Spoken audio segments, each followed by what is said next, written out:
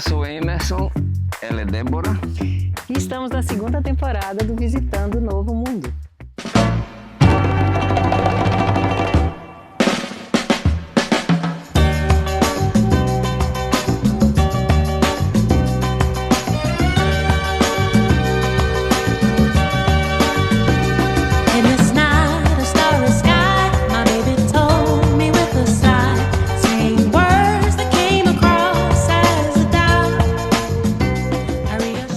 Seja bem-vindo e bem-vinda à Aldeia Cafuringa, o complexo de ecovilas localizado na APA da Cafuringa, a última fronteira verde do Distrito Federal. Aqui floresce um conjunto de ecovilas e comunidades intencionais que escolhem viver de forma integrada à natureza, com construções de baixo impacto, agroflorestas regenerativas, produção orgânica e consumo colaborativo. Nesse lugar, a sustentabilidade já deixou de ser o ideal há muito tempo e tem se tornado, a cada dia que passa, uma prática cotidiana. Famílias moram, produzem alimentos, cuidam da terra e participam de redes de cooperação urbana-rural. Além de habitar esse território, eles e elas regeneram solo, água, vida e a esperança. Confira mais um episódio de Visitando o Novo Mundo. Então, Fabiana, que bom estar aqui contigo. Obrigada. Explica para o pessoal aí quem você é. Eu sou Fabiana Aparecida de Freitas Castro, nascida na capital de São Paulo, fiquei lá até os 30, depois fugi para Brasília e estou aqui há 15 anos. Desde que eu vim para cá, eu vim constituir uma família, tive 3 filhos e ajudei, fui co-criadora junto com Jefferson Sooma e outros sonhadores das ecovilas da APA da Cafuringa. Fabiana, a gente está falando de um complexo de ecovilas, lá na Cafuringa. Como é que esse negócio começou? Então, na verdade, começou antes da gente, Um amigo do Jefferson convidou ele para conhecer essa região, que era uma região que já tinha esse movimento de pessoas da UNB, pessoas que já tinham esse gosto, por áreas mais preservadas, por ecoturismo, de fazer esse movimento em direção ali à APA da Cafuringa, ali mais especificamente na DF 205 Oeste. Então ele foi convidado para conhecer esse projeto e chegando lá ele se encantou. Então já existiam algumas ecovilas ali, mas muito incipientes, tudo ainda muito assim no sonho. Uma ou outra família começando a tentar viver essa experiência de estar ali, ou então grupos religiosos que faziam trabalhos de cura, que precisavam de um espaço mais reservado e buscavam aquela região por causa das belezas naturais e etc. E a Grande Mãe, que é onde vocês moram? Então a Grande Mãe é essa terra que em 2009 o Jefferson foi, conheceu. Era uma área rural pura, ela fazia parte de uma área maior. E o seu Delcides, que era o dono, já estava envelhecendo, que é, na verdade, a história do seu Delcides é a história de todas as fazendas, de todas as áreas que depois a gente foi ajudando a fazer essa transição para ecovilas ou vilarejos ecológicos. E aí seu Delcides começa a vender partes da terra onde ele nasceu, onde ele foi criado a vida toda. E aí, em 2009, um grupo que se formou de 11 famílias foi exatamente para comprar essa área que a gente chama de Ecovila Grande Mãe, que é onde a nossa família estava inserida, com mais algumas outras. A gente está aqui numa obra de bioconstrução mista. Então o que significa isso? Que a gente tem tudo de melhor que funciona dentro da alvenaria convencional. Então é isso, a gente tem cimento, a gente tem ferro, a gente tem concreto, tem pedra, mas a gente tem tudo de melhor que a gente já conseguiu construir culturalmente de bioconstrução. Então, aquilo que funciona, porque vai ser durável, vai diminuir a pegada ecológica da alvenaria convencional e da arquitetura convencional, está aqui nessa casa. E ao mesmo tempo o microclima do adobe, o frescor, o ar puro, também a limpeza, a beleza, está tudo aqui também colocado. Então, a bioconstrução mista, ela permite que a gente consiga o melhor resultado com melhor custo-benefício e menor pegada ecológica. A Grande Mãe foi bem pioneira, embora já tivesse outros, desse complexo que vocês estiverem envolvidos, vocês, Jefferson. Como é que vocês começaram a enfrentar a questão da realização material da água, da luz, da estrada? A gente fala assim, a Grande Mãe, a nossa família, elas não foram pioneiras no sentido de serem as primeiras a chegarem naquele território. O nosso pioneirismo foi mais no sentido de quem resistiu naquele território. né? Então acho que esse é o diferencial da nossa história. A gente chegou, era isso, não tinha casa, a nossa casa estava em construção, a gente não tinha uma estrutura individualizada de energia elétrica, a gente não tinha água por gravidade como a gente tem hoje, a gente não tinha internet. Então a gente teve que ter muito força interior, né? E falar, não, é isso que a gente quer. E a gente também não tinha muita opção. Isso ajuda. Nossa prioridade a gente quer ter uma casa própria, a gente quer ter natureza, a gente não quer criar nossos filhos onde o sistema diz que é o nosso lugar. O que manteve a gente ali foi dizer, a gente se recusa a colocar, a criar os nossos filhos da forma como, e hoje se fala muito de racismo ambiental, né? A gente não tinha consciência, mas na verdade era isso que a gente estava querendo, não cair nisso. Tinha uma maturidade de saber o que a gente não queria. E a gente também não tinha tantas alternativas assim.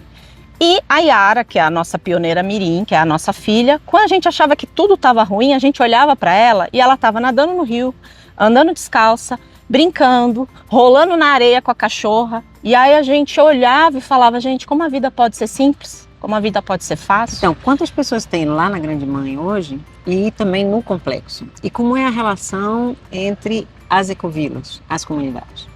Esse processo o grupo que hoje está lá já passou por várias mudanças. E agora, ao todo, já finalizando esse período da pandemia, a gente tem 17 pessoas mais ou menos morando ali. E no complexo? No complexo, eu chuto em torno de 50 pessoas. O que é exatamente esse complexo? Quais são essas ecovilas? Então, depois da Grande Mãe, o seu Delcides resolveu vender, depois de uns 2 anos que a gente estava ali, com a casa quase pronta, ele resolveu vender uma outra parte da propriedade. E eles usavam o mesmo acesso, que é o acesso da nossa casa. E aí a gente começou a ficar preocupado, porque a gente viu umas pessoas meio estranhas, gente com som automotivo, gente que jogava latinha de cerveja na estrada.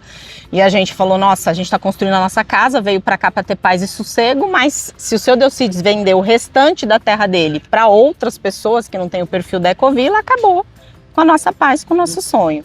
Foi então que a gente começou esse movimento de falar para outras famílias que já iam na nossa casa, que já gostavam de lá, ou que estavam na mesma escola que os nossos filhos, então tinham valores em comum, que olha, estão vendendo uma terra aqui do lado da Grande Mãe, tem rio, é legal, a gente é legal, vocês não querem vir para cá? E aí assim nasceu a Aldeia Cafuringa, de uma forma assim muito não planejada, mais um movimento reativo. Enquanto a Aldeia Cafuringa se formou com mais ou menos essas 10 famílias, que era todo mundo amigo do amigo, passou um tempo, seu Delcides teve um AVC, aí foi quando ele falou, vou ter que vender o restante da minha propriedade. E aí juntou a Aldeia Cafuringa com a Grande Mãe. Falei pro Jefferson, não, mas vamos fazer a coisa um pouquinho mais planejada, um pouquinho mais organizada. E aí foi que nasceu a ideia da Terra Próspera, que aí já era uma área maior. E aí foi que a gente fez esse primeiro projeto do que seria hoje que a gente chama de vilarejo ecológico, em que a gente já pensava num valor de cota com as pessoas cotizando nessa lógica da economia circular. Então a gente vai ter uma casa coletiva que todo mundo vai poder usar, vai ter energia elétrica, vai ter internet, se precisar fazer ponte, vai ter ponte, porque a gente quer morar na área rural, mas a gente não quer morar na precariedade, entendeu? Isso é uma distorção que a gente tem no Brasil e a gente queria que as pessoas morassem bem na área rural, cuidando da natureza. Aí nasceu a Terra Próspera. Essa história toda, como é que se governa isso, né? Como é que junta tanta gente, como é que consegue prosperar junto, construir? Conta aí pra nós. A mim acho que esse é o maior processo de aprendizado que a gente teve, né, ali, né? Porque todo mundo com ideias em comum, valores em comum, mas como fazer isso materializar, né? Todo mundo tem as mesmas intenções. O primeiro aprendizado foi, a gente precisa de documento, de ata, de pactos, de facilitação, de olho no olho, mas a gente, acho que muita coisa que eu fui para lá pensando, gente, mas por que o mundo é do jeito que é? Se pode ser completamente diferente. Aí chegando lá, a gente às vezes entendia. Coisas tipo assim, simples. Por que as pessoas fazem muros nas casas? Por que as casas não são sem muros? Aí a gente comprou um labrador. Meu labrador era lindo, era fofo, todo mundo amava ele. Com 3 meses, ele já era um monstro, que ia na casa de todo mundo que me olhava no olho e comia o travesseiro da pessoa, comia o tênis da pessoa, entendeu? E aí a gente falou, é por isso que as pessoas fazem muros nas casas delas. Porque se eu não quiser ter conflito com o meu vizinho e não quiser ter muro com o meu vizinho, eu vou ter que abrir mão do meu labrador. A gente tem que ter acordos mínimos, a gente tem que ter pactos, a gente tem que sim fazer uma ata da reunião e as pessoas têm que dar um estou ciente. Porque a gente ainda não sabe ser muito diferente. Como se situam as famílias em termos do espaço e como é que vocês estão gerindo, né? Como é que vocês se legalizaram, o regimento, estatuto? Então, o que a gente herdou, digamos assim, já de aprendizado de quem já tinha feito ecovilas antes, né? O design, ele é isso, ele vai trazer uma proposta de como preservar aquela terra e, ao mesmo tempo, ela ter sugestões de locais de ocupação, tanto áreas públicas quanto áreas de usufruto privado, né? E é nessa lógica que a gente trabalha até hoje. Todo mundo é dono da terra toda, todo mundo cuida de tudo e a gente respeita o espaço privativo do outro. E como é que gere isso em termos legais, né? A gente compra ali, né, a posse da cessão de direitos, aí a gente regulamenta direitinho, então todo mundo consta como comprador desse direito de posse e isso é registrado em cartório. O dia que você resolver sair da ecovila, porque isso é uma coisa que a gente aprendeu, tem que ter porta de entrada e tem que ter porta de saída também, porque a vida é feita de fases, você vende a sua cota para alguém que o grupo aceite. Defina a Ecovila Grande Mãe em uma palavra. Sonho. Uma cor que você acha que representa a Ecovila. Vermelho. Um cheiro. Cheiro de terra molhada. Uma música que te lembra a Ecovila Grande Mãe. Acho que as músicas que eu ouvia com os meus filhos pequenos. Saltimbancos. Do que é que você mais se orgulha na trajetória da Ecovila? Da coragem. Uma lição que você aprendeu. Soltar. E confiar. Algo que só tem lá. Minha família. Seu lugar favorito lá. À beira do rio. E uma palavra para o futuro da Ecovila? Que a gente confie mais, se abra mais, para a gente poder servir de inspiração. Você, jovem, a gente cresce ouvindo dizer que a gente tem que curar a terra. O que eu posso dizer para você que eu aprendi na minha história é que foi ela que me curou. Então, vai para a terra que você vai se achar. Na Cafuringa a vida é linda, com pandemia ou lockdown, com as crianças tão felizes, sem elas viramos maus.